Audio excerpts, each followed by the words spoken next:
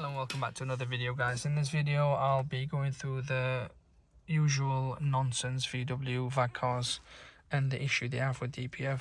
So common in them. I have to say they are probably the most useless cars you can ever have on the planet. So if we just turn this on, as you can see on here, you'll have DPF and all the warning, which is really common. So what we're going to do, I'm using the hotel machine. Obviously this is what's coming up. I'm not bothered about that, I'm not bothered about that. It's this one here that's causing all the issue. So what we're going to do, I mean, you can try and clear it, obviously. Let's so what happens is, as well, there is loss of power. It's in limp mode, so that it feels like the turbo not kicking in at all. So we'll clear it, but it's not going to resolve it. I know it says cleared, but it's not. You've still got the DPF light on there. So we're going to do a DPF regen. Sometimes it doesn't allow you to do the regen, so you'll have to reset the soot content and then do the DPF regen. However, in this case, we'll find out in a second. So, okay, so let's go on to hot functions. This is the Hotel Max's ultralight. After treatment, sedan. It is a 2-litre diesel. So I'm not overly interested, so we'll just do this one. Yes. You can map them out as well, but I mean the cost will probably be, you know, taking the DPF and stuff. It's not legal, so you got to bear that in mind. It's going to be about £200 to £300 depending on who you know and where you get the map done.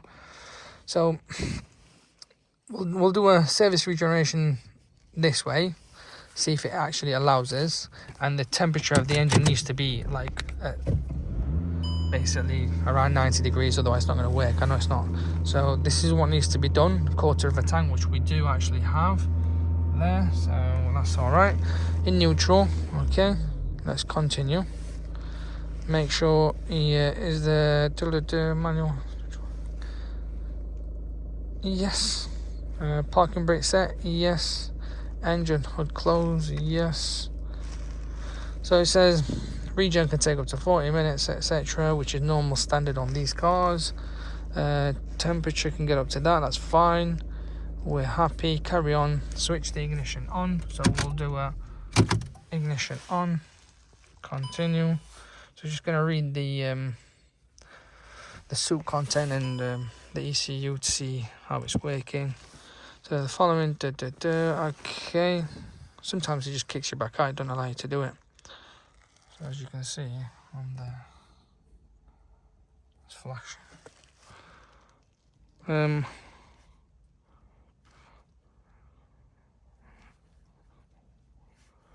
Yeah. So it's not allowing me to do it, like I said. So let's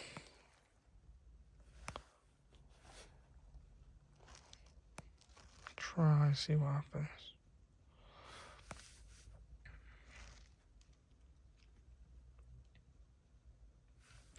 Continue. It has erased the fault code itself, but it's the minute you turn it on, it's going to come back on. So that's done. We're able to find an error. Check the whole system. So we'll just hit yes. It probably kicks us back out. Restart the test program, so repairing the kit. Okay, but obviously I'd hit no at that, but I'll just.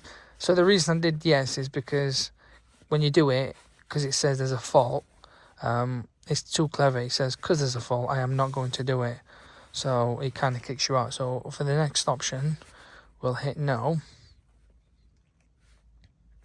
And then it should tell us to start the car. Engine temperature 10 degrees. Do you want to promise it? Yes, let's do. Were you able to find any faults? No. So it says start the engine. So, okay. Continue.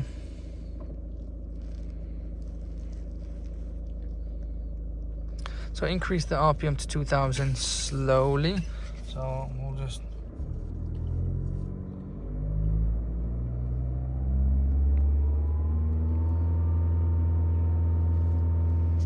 So there it is. It's at 23 bars, which is quite a lot.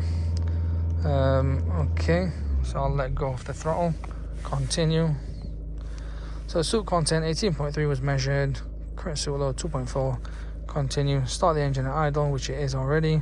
Please wait until there has reached 80 degrees. So obviously it's not, it's less than that. So once it does, it will do. And usually on sometimes on some cars it actually tells you what temperature it is before it kind of moves on. But in this case, it doesn't. It's just the way Autel works and functions, to be fair with you. So,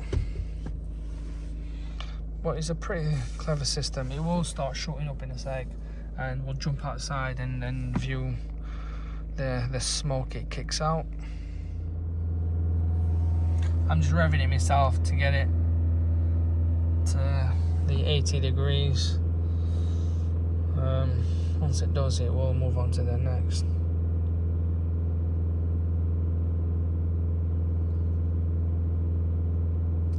So we're at 90 degrees.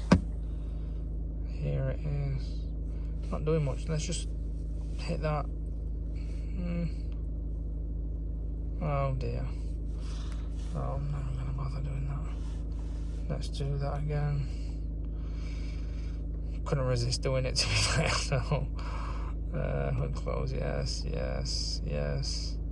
Yep. We should be at the right temperature this time. It just seemed to not work for some reason. Just the way it functions, I guess. Do you want to process it? Yes. No. Start engine. Yes. We're already increased, so we're back at where we were.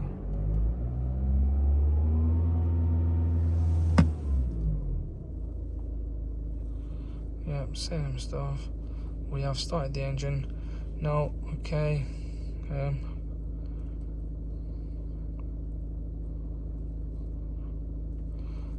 So increase the RPM. That's what we're gonna.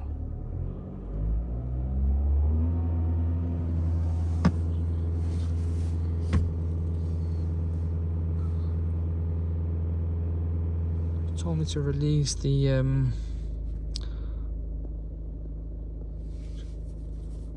Yep, that's fine. Told to release the pedal.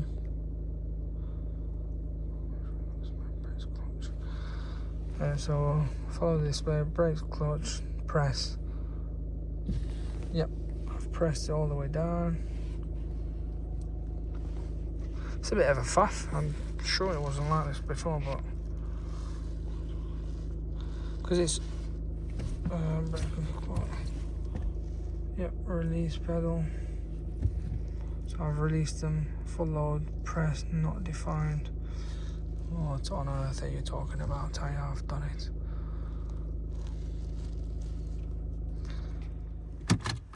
So the Regen, it wouldn't really allow me to do the Regen. I just don't know why. It kept kicking me out. So I've gone into the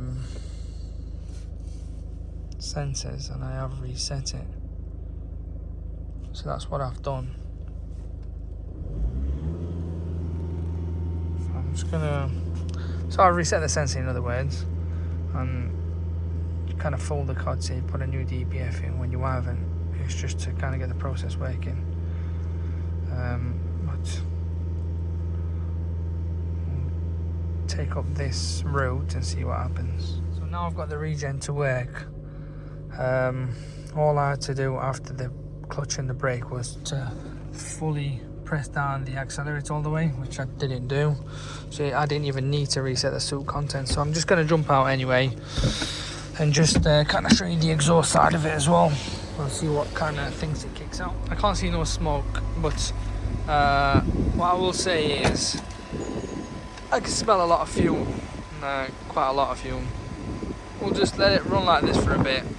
Just keep an eye on the temperature and stuff. That's one thing I will say, keep an eye on the temperature, and hopefully just a warm-up phase anyway at this current time. I'm sure it does like go above the 2000. I've seen some, but it does stay there as well at times as well.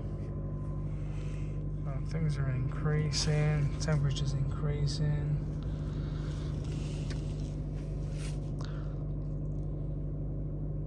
The way this DPF Regen works is amazing, because you can try and drive the car and rag it around as much as you like. It's not going to work, to be fair. Very, very rare it will work. But the way this works, it puts a lot of pressure onto the engine. So it's always recommended after a DPF Regen, you change the oil and oil filter and give it a service, because it does put a lot of pressure on the oil in the car and the engine and the turbo. Now the warm-up phase is gone, it's into the Regen mode, so still at that sort of RPM. I think it's going to maintain it at that sort of RPM actually. I could be wrong, but that's where it's going to stay for now. We'll jump out as well. I mean, the temperature sensor is kind of going up quite decent. It'll even like hit 500, 600 degrees I've seen at other times. There is no smoke as of yet.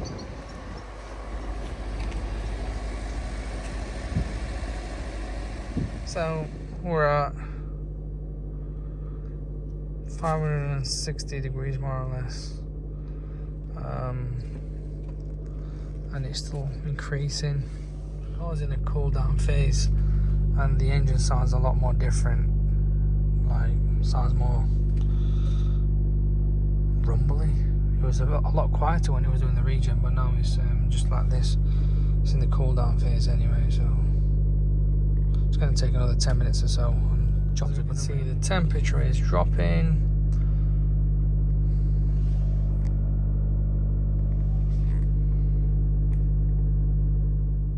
Successfully carried out. There is no warning on there as well. Continue. Lovely jubbly. Switch the ignition off, and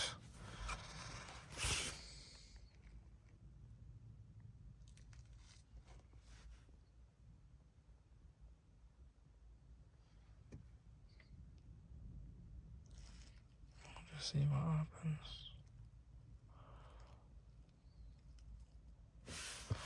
And continue.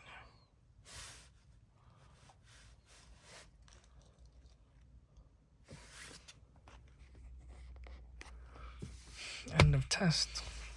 Sweet. So, turn the car on now. Everything's lovely, everything's smooth. Gone, finished. That's how it is, guys. It is a bit of a ball ache, but not gonna lie, I mean, just the way the game is, I guess. It's all done.